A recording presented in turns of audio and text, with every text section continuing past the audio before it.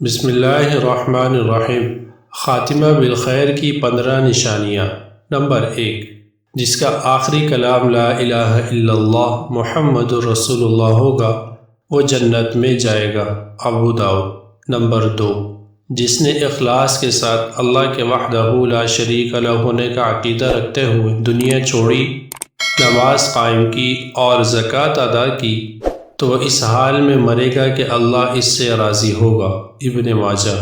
Number 3، جو مسلمان جمعے کے دن یا جمعے کی رات میں مرے گا اللہ تعالیٰ اسے فتنہ قبر سے بچا لے گا۔ ترمذی۔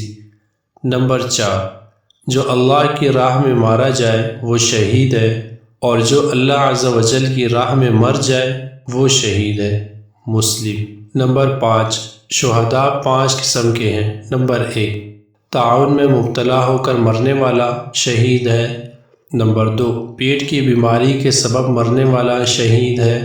نمبر 3، سمندر میں ڈوب کر مرنے والا شہید ہے۔ نمبر 4، ملبے تلے دب کر مرنے والا شہید ہے۔ نمبر 5، اللہ کی راہ میں قتل کیے جانے والا شہید ہے۔ صحیح بخاری۔ نمبر 6، جو حاملہ یا نفاس والی عورت مر جائے وہ شہید ہے، اس کا بچہ اسے اپنی کٹی ہوئی نال سے کھینچتے ہوئے جنت میں لے جائے گا۔ مسند احمد۔ نمبر 7، جو اپنا مال بچانے میں مارا جائے وہ شہید، جو اپنا دین بچانے میں مارا جائے وہ شہید، جو اپنی جان بچانے میں مارا جائے وہ بھی شہید ہے۔ ترمذی۔ نمبر 8، جو اسلامی سرحدوں کی حفاظت کرتے ہوئے مر جائے تو جو نیک عمل کرتا تھا لکھا جاتا رہے گا اور اس کا رزق برابر جاری رہے گا اور فتنہ قبر سے محفوظ رہے گا۔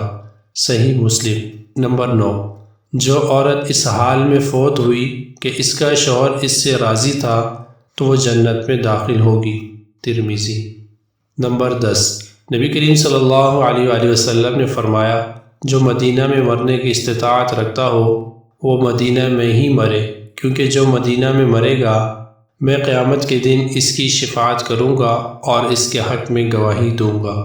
شعب الایمان۔ نمبر 11، جو شخص 2 حرموں یعنی مدینہ منورہ اور مکہ معظمہ میں سے کسی ایک میں مرے گا قیامت کے دن امن والوں میں اٹھایا جائے گا۔ شعب الایمان۔ نمبر 12، جو حج یا عمرے کے لیے نکلا اور مر گیا، اس کی پیشی نہ ہوگی نہ ہی اس کا حساب ہوگا اور اس سے کہا جائے گا کہ جنت میں داخل ہو جا۔ المعجم الاوسط۔